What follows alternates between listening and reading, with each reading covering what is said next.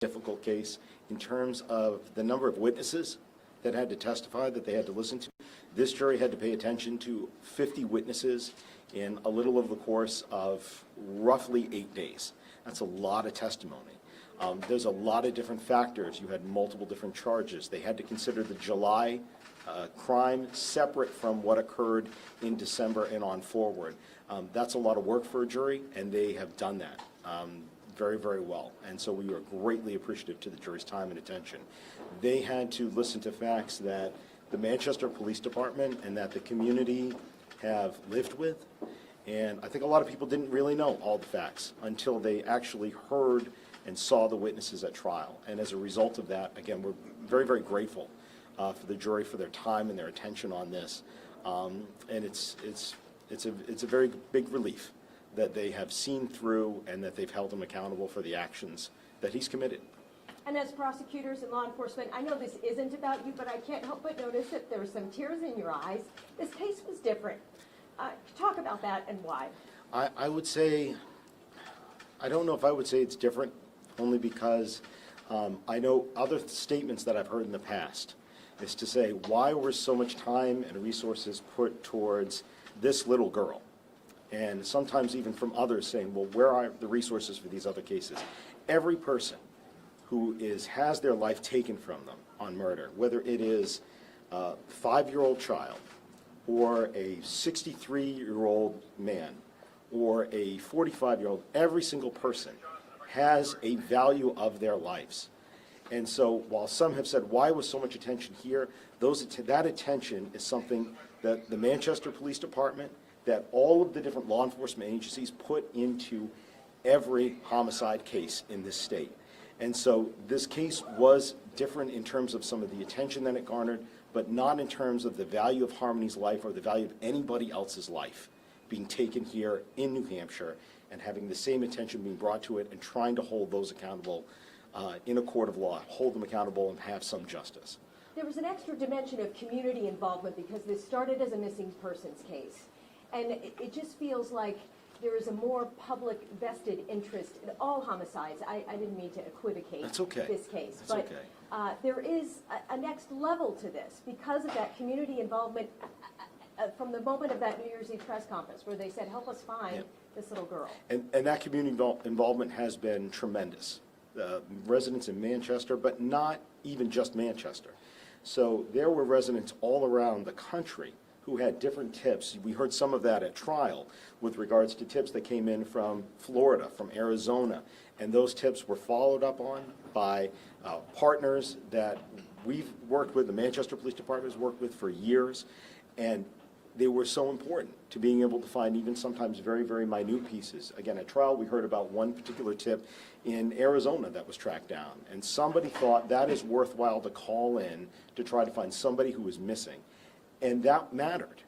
And you might think it doesn't matter, but it really does matter. And that's the type of work that was done here. And it's not just the Manchester Police Department, although they have been lions in pursuing this case. It's also the work of the partners that they've been able to team up with. That's New Hampshire State Police, New Hampshire Fish and Game, here in this state, as well. I almost gave the list, I got to remember, New Hampshire Department of Corrections and their investigative staff, who've done also a fantastic job. Its counterparts in other states. As you heard during trial, Massachusetts State Police, Massachusetts State Police Dive Team, the Revere Police. You've heard in trial, there was also had assistance from the Maine State Police, also from Maine Fish and Game. Our federal partners, Billy Tufts and everybody over there at the U.S. Marshals Service, as well as the United States Attorney's Office here for the state of New Hampshire. You also had a tremendous amount of work by the FBI in the search of 644 Union Street and other work there.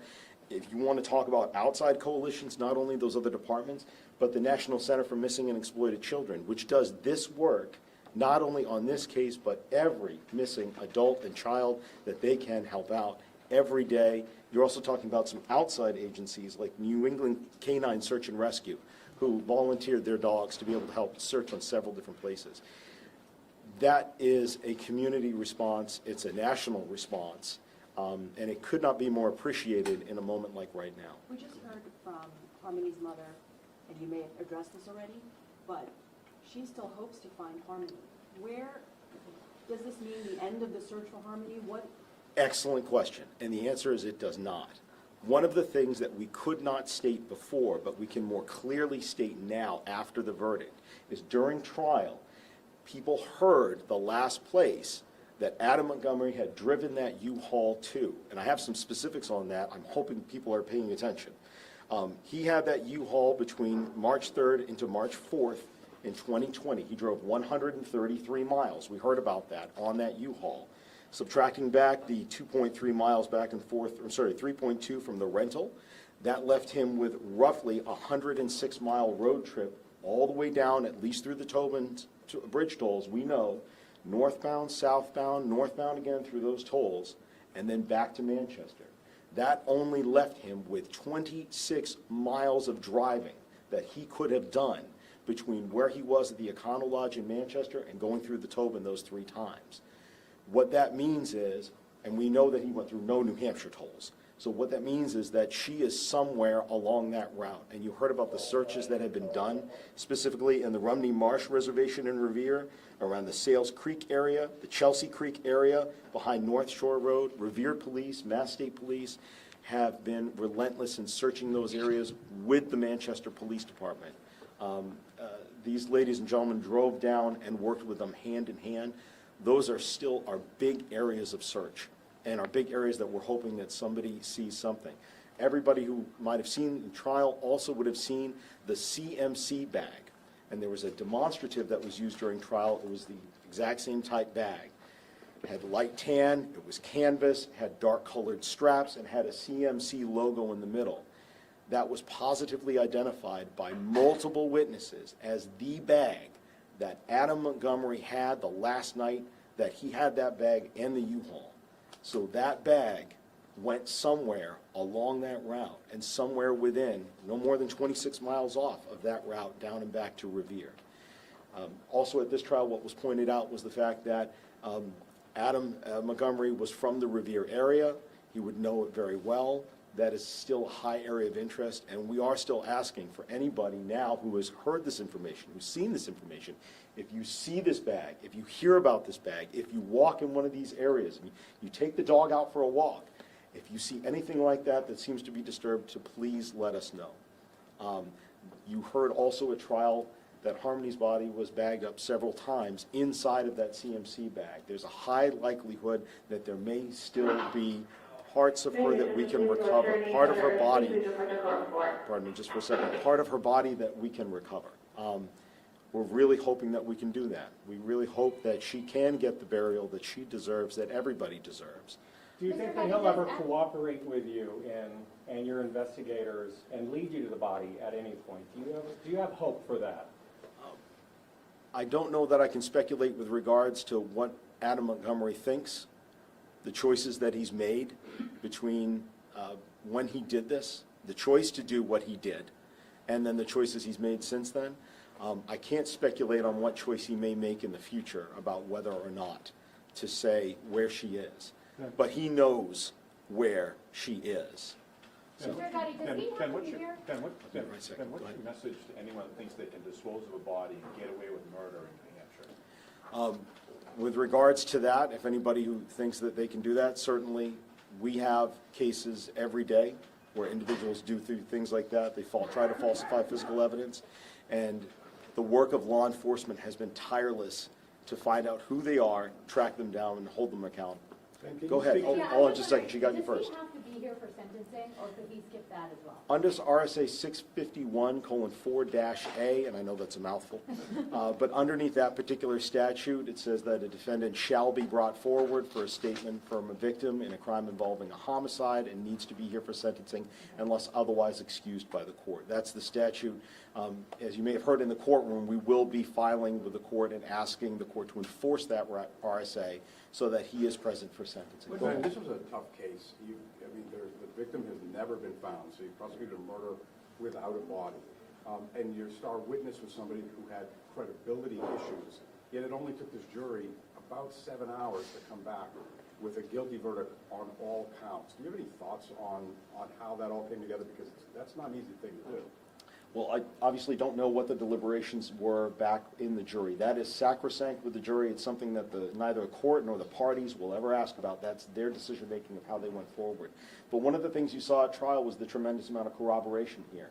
So it wasn't just one person and their say-so, even though that person's say-so could have been enough to simply find it guilty beyond a reasonable doubt.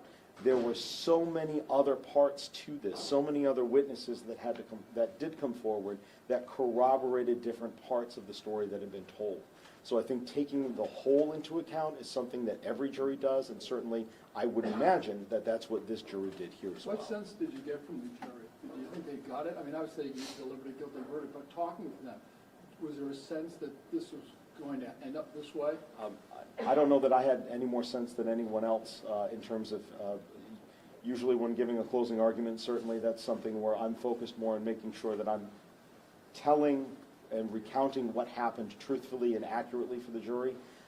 You folks would be in a better position than I would to be able to read the jury and try to interpret how they were receiving it. How about in terms of him not showing up before? How did that impact the trial, do you think? Well, the jury was specifically instructed. They could not take that into account. They could not even discuss that during deliberation. So we imagine that the jury followed the judge's instructions and that was not taken into account. That is his choice. If he chooses to not be here for trial, then that's what he would like, and that's what he gets. Are you looking forward to seeing him at sentencing? I mean, you've been working on this case for some time. The only thing I can respond to that is at the last sentencing that occurred, which was last year, he stated that he did not kill his daughter and that he looked forward to the trial. We look very much forward to sentencing. May I ask the police chief a question? Yeah. Is that possible? Sure, Chief Ellenberg? In some of those early press conferences, you were very emotional talking about this. A little on your feelings today? Yeah, I want to thank the team. I didn't do anything on this. Detective Max Rahill, Jack Dunleavy, Captain Layton, Captain Marshall, where I am. I know you're back there somewhere. And many others in the back of the room, Jesse O'Neill, Lyons, and these two gentlemen here. State of New Hampshire is lucky to have people like Attorney Agati and Attorney Knowles going after justice for victims. Yeah, it's been an emotional ride. I'll leave it at that. What was it like for you to hear, you made sure you were here during the trial, and you were also here when the jury delivered that verdict, guilty. What was it like when you heard that verdict, guilty? Feel good for the team, honestly. Dedicated. It's hard. Still got to find her.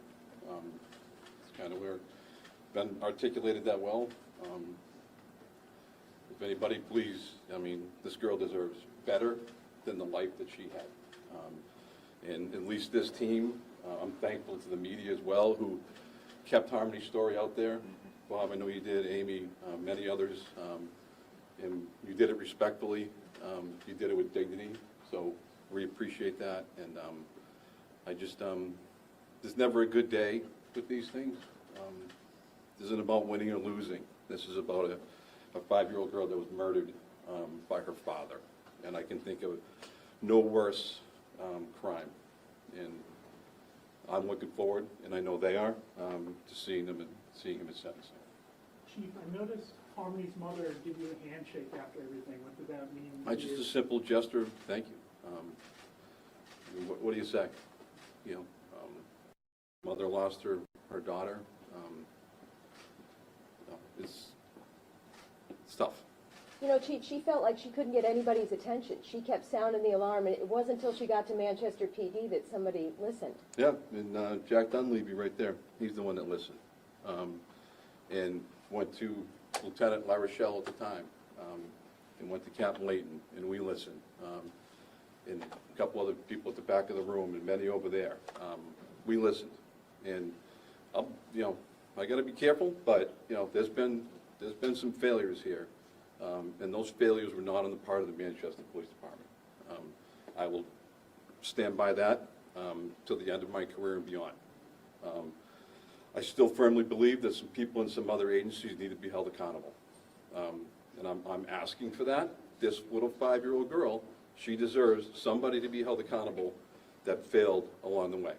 because we wouldn't be standing here today if other people had done their job. And if that hurts feelings, Ben's looking at me, I'm getting the look. There's only one person I hold accountable, Chief, but that's all right. We just found him guilty. Yes, sir. Chief, you mean the state of Massachusetts and the state of New Hampshire? Yeah, I do. All right, being honest with you. Will that ever happen? I don't know. But the man ultimately who is responsible for this act has been found guilty of a brutal murder. But Chief, I'm assuming your message there is a child shouldn't be able to go unseen for 2 years without anybody taking notice. Blows my mind. You're on the pulse of the city. What's the temperature of the community out there right now? I haven't been outside the building yet. I got to imagine, as a community, greater Manchester area, the state of New Hampshire, probably feels pretty good right now that we collectively as a state did our part on behalf of Harmony. And, you know, wherever she is right now, maybe she, you know, feels it and feels what we're able to get done because of this team here. And Amy, where's the advocates? They're here somewhere. Ladies, all right. Didn't want to forget you guys. And Thank the you. people listening at home, there's a tip line still open. There is, the tip line will remain open. Don't ask me the number off the top of my head right now because I got a lot going on. But the tip line is open. That's out there publicly available on our website and many other places. So, yes, to the Attorney Agati's point, somebody's got to, I'm still convinced somebody's out there knows something a little bit more about where she may be, perhaps. And when the weather starts to break and people start getting out and walking around in the areas that they normally wouldn't in the winter, maybe they keep a little extra eye open, right? And maybe we catch a break. When is he expected to be sentenced? I think I got that answer. With regards to the sentencing on that, I expect that sentencing will probably be somewhere around, it could potentially be either just before the beginning of April, end of March, or it could be into May. It could take some time. It's all up to the court schedule on that, and also there needs to be adequate time. So we're estimating it's probably going to be at least a couple of hours, probably 2 or 3 hours for sentencing to take place.